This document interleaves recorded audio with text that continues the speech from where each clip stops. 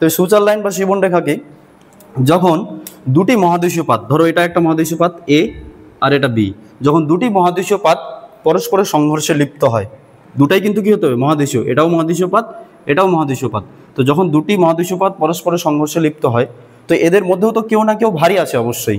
তো যে ভারী পাতটি সেটি নিচে প্রবেশ করে এবং নিচে প্রবেশ করে অ্যাস্থনোস্ফিয়ারের মধ্যে গিয়ে গলে ম্যাগমায় রূপান্তরিত হয় এবং উপরের দিকে উঠে আসে, এবং এই এ নাম্বার পাত আর বি নাম্বার পাতকে ঝালাইয়ের মতো এখানে কি করে দেয়, জুড়ে দেয়।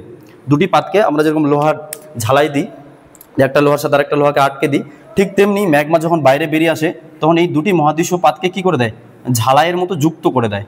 তখন এইখানে যে ঝালাইয়ের মতো যে লাইন বা সীমারেখা লক্ষ্য করা যায় সেটাকেই আমরা সূচার লাইন বা শিবন রেখা বলি। অর্থাৎ দুটি মহাদেশীয় পাত যখন সংঘর্ষে লিপ্ত হয়, এদের মধ্যে যে পাতটি ভারী সেটি নিচে প্রবেশ করবে, ও প্রবেশ করার সাথে সাথে অ্যাস্থনোস্ফিয়ারে গিয়ে গলবে, দিয়ে ম্যাগমা রূপান্তরিত, ওই ম্যাগমা ফাটল বরাবর বেরিয়ে এসে এই দুটি মহাদেশীয় পাতকে ঝালাইয়ের মতো জুড়ে দিবে।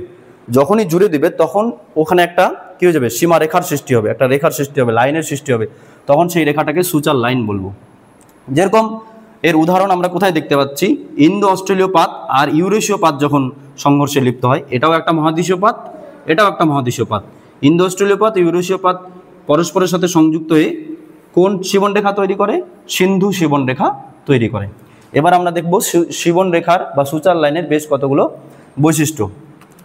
যেই অঞ্চলটাতে এরকম ঢালাইয়ের মতো যুক্ত হলো না, ওই অঞ্চলটা সর্বদা কি হয়, অস্থির প্রকৃতির হয়, মানে এখানে সবসময় ওই টেকটনিক অ্যাক্টিভিটিস কাজগুলো চলতে থাকে, এই জন্য এই জায়গাটা সবসময় অস্থির প্রকৃতির হয়।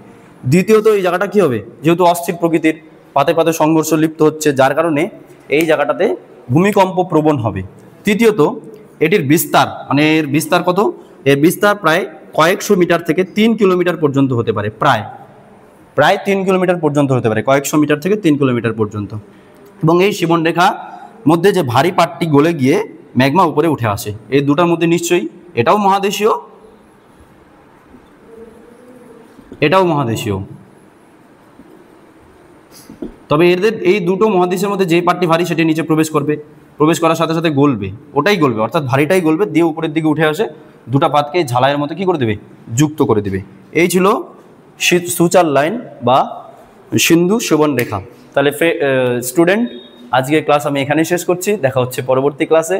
যদি এই ক্লাস সম্পর্কে তোমাদের কোনো অসুবিধা বা বুঝতে অসুবিধা হয় বা কোনো জায়গায় ডাউট থাকে তো অবশ্যই আমাকে কমেন্ট বক্সে জানাবে, আমি যথাযথ উত্তর দেওয়ার চেষ্টা করব।